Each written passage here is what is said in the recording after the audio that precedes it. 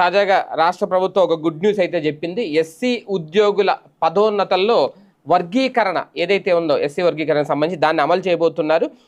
దాని సవరణకు సంబంధించి నోటిఫికేషన్ జారీ చేశారు.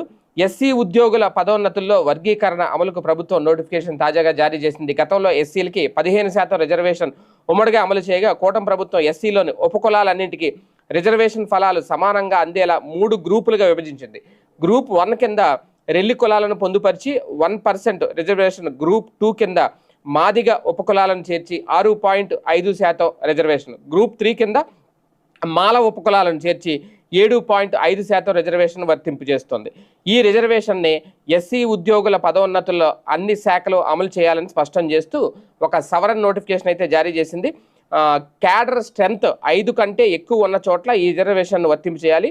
ప్రతి గ్రూపులోనూ మహిళా ఉద్యోగులకు 33 అంటే 1/3% సమాంతర